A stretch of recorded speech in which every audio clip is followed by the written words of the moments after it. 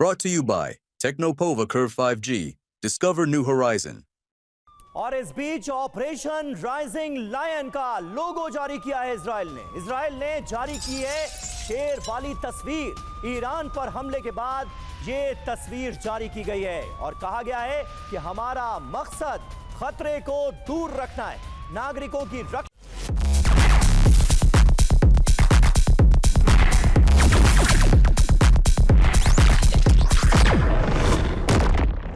के लिए operation rising lion को अंजाम दिया गया। ये देखिए, ईरान पर हमले के बाद ऑपरेशन राइजिंग लायन का लोगो जारी किया है इजरायली डिफेंस फोर्स ने। तो ये पूरा वॉर इस वक्त इजराइल और ईरान के बीच है, लेकिन ऑपरेशन राइजिंग लायन जिसका नाम इजराइल की तरफ से रखा गया है, ऑपरेशन ट्रू प्रॉमिस 3 इसे कहा जा रहा है। इजराइल ईरान की तरफ से देखिए, हम आपको वर्सेस में दिखा रहे हैं, इजराइल 300 प्लस एयर स्ट्राइक कर चुका है। ईरान का कहना है कि 800 प्लस ड्रोन अटैक की तैयारी है। और इस बीच एक इजराइल जो जानकारी दे रहा है वो ये कि उसने नतान्ज न्यूक्लियर साइट तबाह की है। ईरान की तरफ से क्रूज मिसाइल अटैक की जानकारी सामने आई और इस बीच इजराइल की तरफ से ये बताया गया कि 9 न्यूक साइंटिस्ट यानी न्यूक्लियर साइंटिस्ट खत्म किए गए हैं।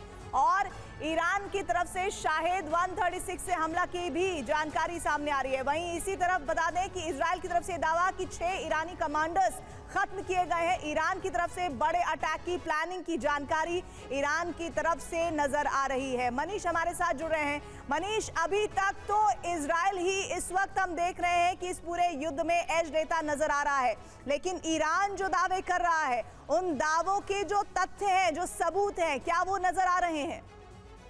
देखिए, मुझे लगता है कि हम तो अभी 6 कमांडर के नाम बता रहे हैं कि वो मारे गए हैं, लेकिन स्ट्राइक में धीरे धीरे जब सूचना आएगी तो ये संख्या बढ़कर 20 तक पहुंच सकती है। ऐसा लग रहा है कि इजरायली अटैक के दरमियान ऑपरेशनल रूम को भी टारगेट किया गया है और उस वक्त वहां पर जो मौजूद जैसे ईरानी आर्मी चीफ जो थे अली बागेरी, उनको बताया जा रहा है कि उस वक्त वो ऑपरेशनल रूम में थे। अगर वो टारगेट हुए तो उनके साथ साथ कई और सीनियर कमांडर वहां पर मारे गए हैं। तो उसके बारे में और जानकारी अभी आनी बाकी है और उससे तब पता चलेगा कि ईरानी फोर्सेस को कितना नुकसान पहुंचा है। तो कहा जाए तो लगभग आधे से ज्यादा जो टॉप मिलिट्री लीडरशिप है वो यहां पर खत्म हो चुकी है। वहीं दूसरी तरफ जो ईरान का दावा है, ईरान ने इन सब कैजुअलिटीज को एक्सेप्ट किया है, जो बहुत बड़ी बात है और अच्छी बात है। लेकिन अभी जो एक खबर आ रही है वो ये है कि ईरान का कहना यह है कि हमने अपने यहाँ से कोई ड्रोन नहीं दागे हैं। कुछ जो ड्रोन इजराइल की तरफ दागे गए थे वो ड्रोन जो है वो इराक से दागे गए हैं, यानी कि जो ईरान समर्थित मिलिशिया है उन लोगों ने दागे हैं। तो अभी ईरान का जवाब आना बाकी है और स्वाभाविक है इतनी बड़ी संख्या में कैजुअलिटी होने के बाद। एक बात बताइए मनीष कि जो करना है वो ईरान को अकेले ही करना है क्या? ईरान की दोस्ती का दम भरने वाले वो तमाम देश कहां गए? रूस कहां है? चाइना कहां है? ईरान के साथ आज की तारीख में खड़ा कौन नजर आ रहा है? क्योंकि जॉर्डन जो है वो भी अमेरिका और इजराइल की भाषा बोल रहा है। देखिए, रूस और चाइना तो छोड़ दीजिए, आसपास के जो पड़ोसी मुस्लिम देश हैं वो बयान तो दे रहे हैं कि इजराइल को अटैक नहीं करना चाहिए, लेकिन किसी भी देश ने यह नहीं कहा कि हम आपके बदले लड़ने के लिए जाएंगे। अभी हमने बताया कि जिस हिजबुल्लाह को उन्होंने खड़ा किया था वो भी लड़ने को तैयार नहीं है। मैं आपको बताऊं कि इजराइल के अटैक के बाद से कई घंटे बीत चुके हैं और अभी तक एक भी हिजबुल्लाह की तरफ से ड्रोन तक नहीं चलाया गया है। युद्ध की बात तो छोड़ दीजिए आप।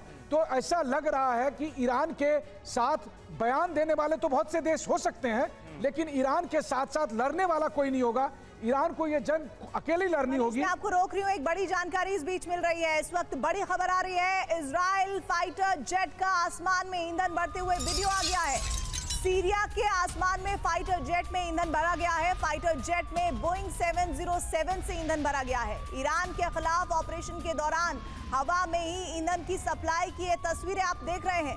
ये बड़ी तस्वीर है किस तरह से ईरान को अब पूरी तरह से खत्म करने के इरादे पर इजराइल नजर आ रहा है और फाइटर जेट का आसमान में ईंधन भरते हुए ये वीडियो सामने आया है।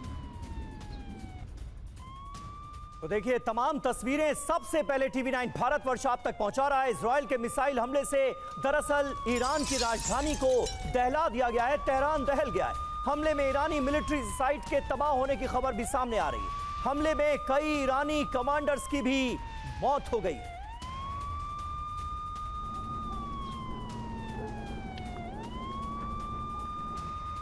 बड़ी खबर आ रही है, ईरान की एटमी साइट पर हमला हुआ है और इजराइल के हमलों से तबाही की भी जानकारी है। एटमी साइट से धुआं उठता हुआ दिखा है और ये तस्वीर आपके सामने देखिए, आसमान में पूरे धुएं का गुबार नजर आपको आ रहा है। ईरान की एटमी साइट पर ये इजराइल की तरफ से अटैक, इजराइल के हमलों से तबाही ही तबाही नजर आ रही है। इस वक्त ईरान में एटमी साइट से ये धुआं उठता हुआ आप देख सकते हैं।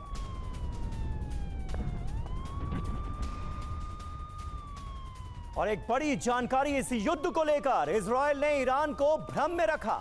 ईरान को हमले का पता ही नहीं चल पाया। इजराइल ने मीटिंग के बहाने ईरान को भटकाया और इजराइल की इस चाल में ईरान बुरी तरह से फंस गया और इतने बड़े हमलों को ईरान के अंदर अंजाम दिया इजराइल ने। अब ये जानकारी सामने आ रही।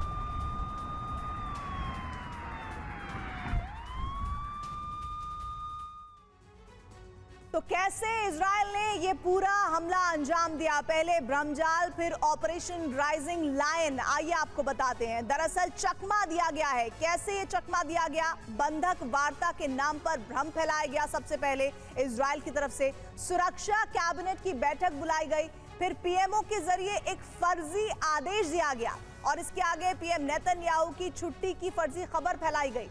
उसके बाद बेटे की शादी में शामिल होने की जानकारी सामने आई और इन तमाम खबरों से ईरान हमले को लेकर निश्चिंत हो गया। और इस पूरे हमले की जो बड़ी बातें हैं वो भी अब जान लीजिए। देर रात हमले को हरी झंडी दी गई। टॉप लेवल अफसरों को ही हमले की खबर थी और नेतन्याहू साथ ही आईडीएफ अफसरों ने ये मीटिंग की। तो ये थी नेतन्याहू की ईरान के खिलाफ वॉर स्ट्रैटेजी। ईरान में बदले का झंडा लहरा दिया गया है। जामकरण मस्जिद में लाल झंडा फहरा दिया गया है। लाल झंडे का मतलब होता है कि अब बदला तय है, ईरान पलटवार करेगा। और अब इजरायली हमलों के मद्देनजर ये लाल झंडा एक बार फिर जामकरण मस्जिद पर लहरा दिया गया है। इसका सीधा मतलब है कि इजराइल से अब बदला तय है। और अब हम आपको 3 तस्वीरें दिखाते हैं जब ईरान में लाल झंडा फहराया गया था। पहला वीडियो आप जो देख रहे हैं ये 13 जून 2025 का है जब इजराइल ने अटैक किया था। दूसरा वीडियो 31 जुलाई 2024 का है, यानी पहले का है, जब हमास चीफ इस्माइल हानिया की मौत का बदला लेने के लिए झंडा लहराया गया था इसी जामकरण मस्जिद पर। और तीसरी तस्वीर 2022 की है जब सऊदी अरब से तनाव को लेकर लाल झंडा लहराया गया।